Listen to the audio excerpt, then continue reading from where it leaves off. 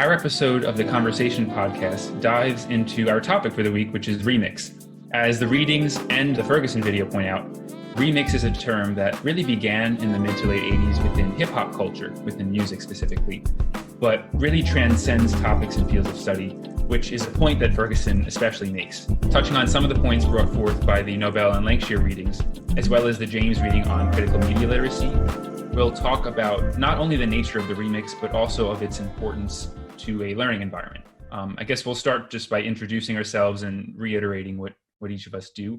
And I'll start with me. My name is Branden. I don't work as a teacher, but I do work in a university tutoring department. I also work as a musician and sort of creator outside of the sort of academic environment. And that tends to be the way that I look at a lot of these things, especially when it comes to sort of remixing and recreating.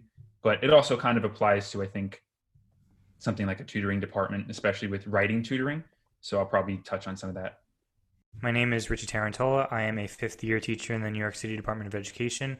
I have taught both band and orchestra as well as music theory, and I tend to put that lens amongst when analyzing readings of this nature.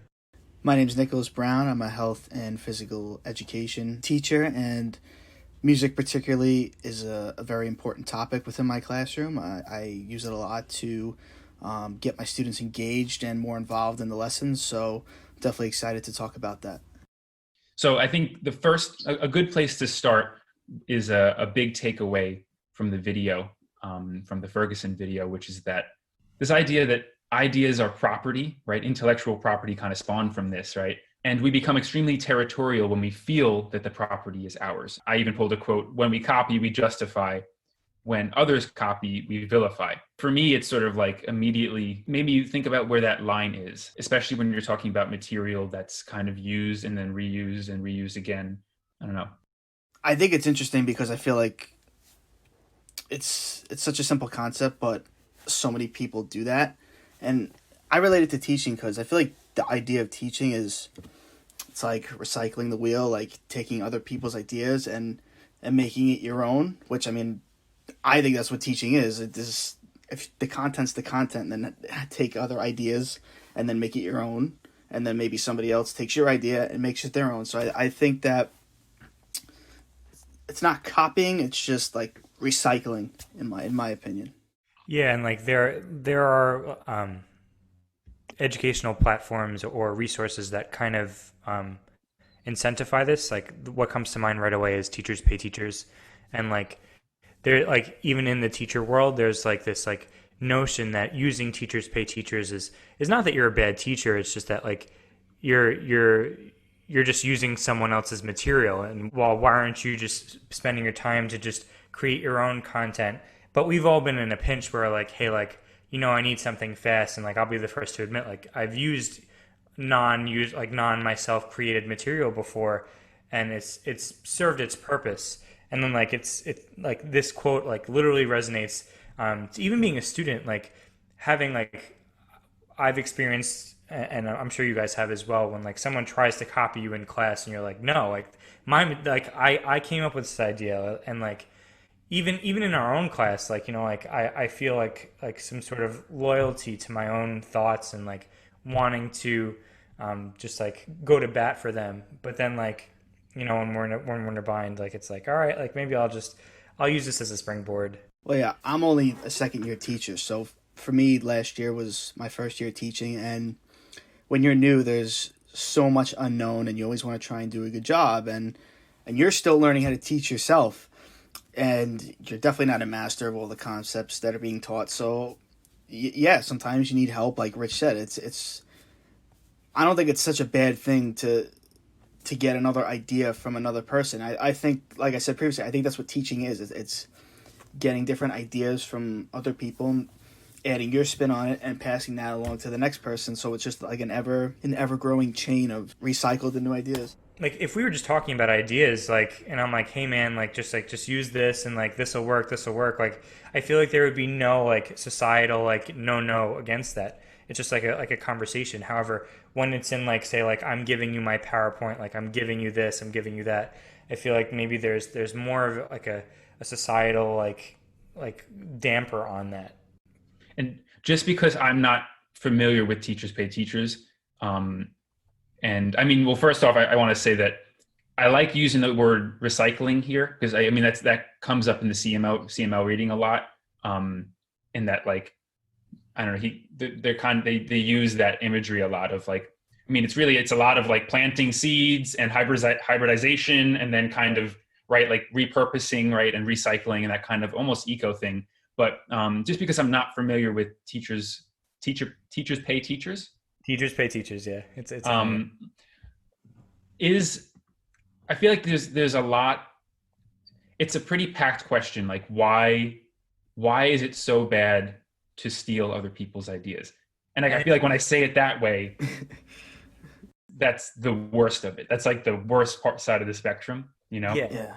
Because like for us, like bringing it to a music side of a thought, it's like we were encouraged as learners to copy, and like how imitation is the best form of flattery, and how, like, I remember quoting it in last week's discussion posts of how, like, this was a connection to masters.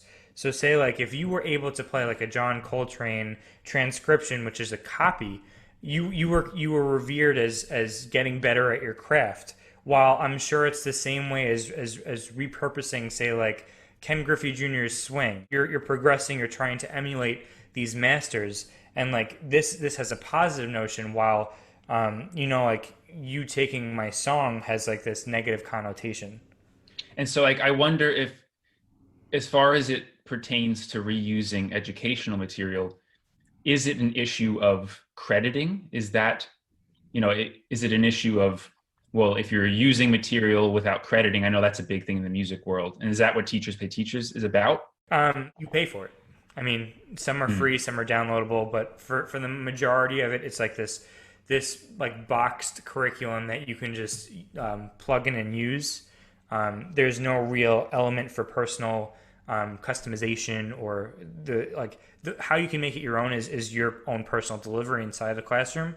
But as far as this like material, like that's the material, and it's kind of like set in its own way. But yeah. Well, I see it as a positive, because I'll give a perfect example. Like last year, I had to teach elementary football, and I was trying to maximize my students' activity participating. So like in physical education, a big thing is not having lines. Like, students don't get to be physically active every day.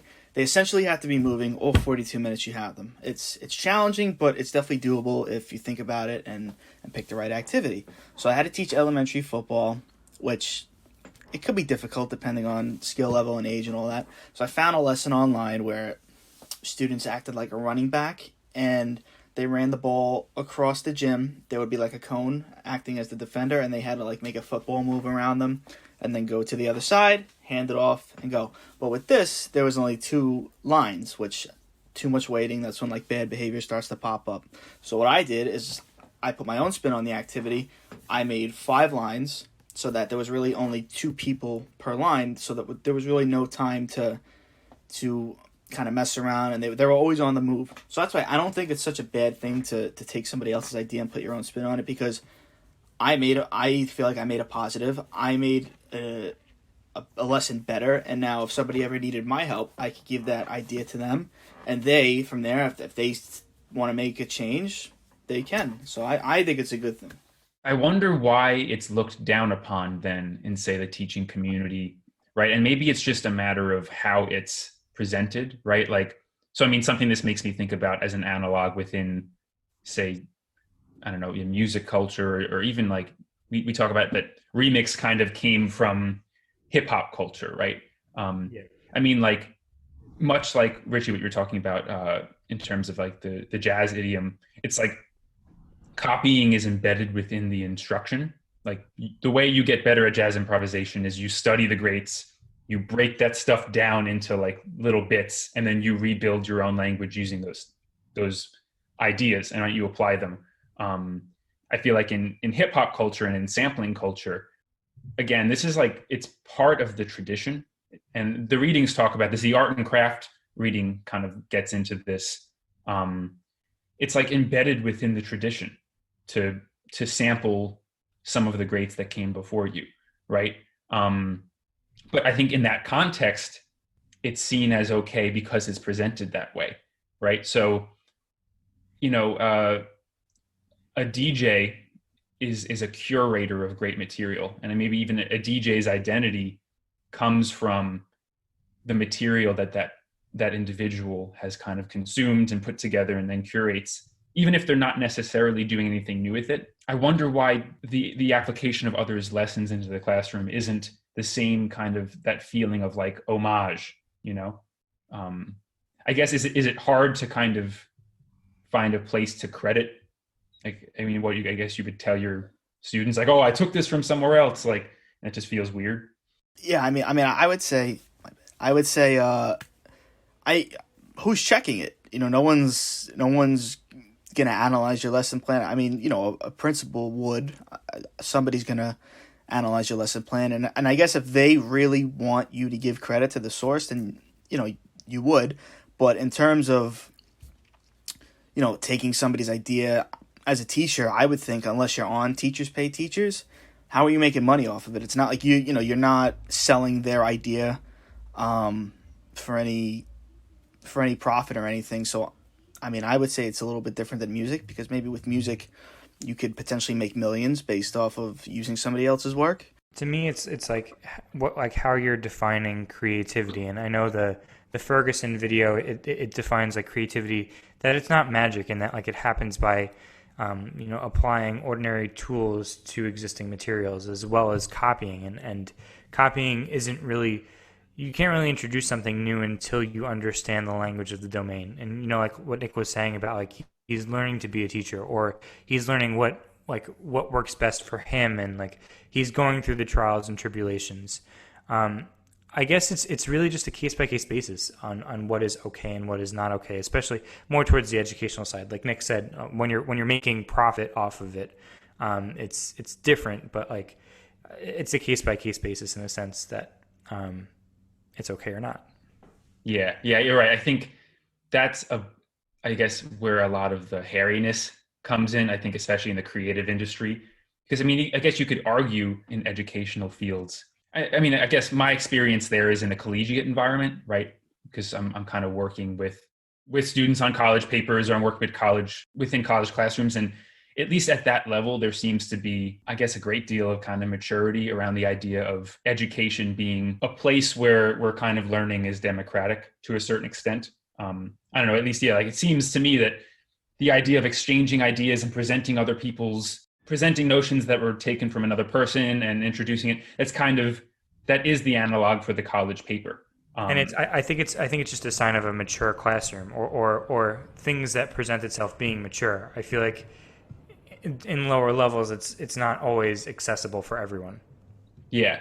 And so it's okay. So this is a good transition, I think, to get into another point that I guess we can kind of make our own hybrid here between some of the points from the CML reading. That's the critical media literacy reading, as well as the art and craft of hybridization reading, right? So in the art and craft reading, we have a general idea that humans have fun when they're learning because we are by nature learning organisms, right? And so there's this symmetry between the kind of identity that a learner identifies with outside of a formal learning environment, when they're maybe improving their literacy for the sake of something that they're creating on their own, which the reading tends to cite as a remix, right?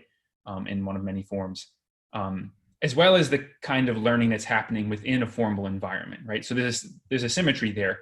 And the CML reading kind of starts to break down the importance of that, right? So the importance of remix as a literary practice, the idea that introducing remix into your classroom or into your learning environment to participate in culture while also being aware of the importance of being critical of the culture that you're kind of consuming. How would you say, do you have experiences of this in terms of both of you working with younger students? For me, it's about bridging the gap, and the CML article, it's quoted by saying to bridge the gap, and the world or the lived world of students is made more difficult because there is this resistance that like school is this negative place, and it's not really like it's formal learning, and this creates this need for individual teachers to be their own teacher and to provide these rich resources that like have out of school literacy that gives them relevance and authenticity and value. Even to me, the term remix, it's just like bringing culturally relevant material to your students. Like this idea of bringing things that they might experience outside of the classroom, inside of the classroom. It sounds like good instructional design and just good teacher practice altogether. So it's almost like a non-negotiable that remix should be applied, but it's not really as like widely as realized yet. I like personally, like I don't really have experience with students remixing work per se. My class is more, well, health wise, it's more based on like class discussions and students participating in different scenarios to see like where their skill set is at. But and in terms of physical education, it's just I'm kind of dictating what the students do in so many words because they have to complete and demonstrate a certain set of skills. Yeah, it's funny. That's something that comes to mind right now when I think about what it would mean to apply remix to a physical education classroom. And this is actually like, yeah, I feel like this is probably pretty weird that I had a gym class that allowed me to do this. In like 5th grade, we had one section of gym where we had a contest to create our own game. That's cool. Yeah, we were like, you do like a cycle of playing kickball, and then like everyone can't wait for dodgeball, right? Like you have like these like couple week cycles, and then there was like a couple of weeks where we essentially had to like break into teams and create our own game.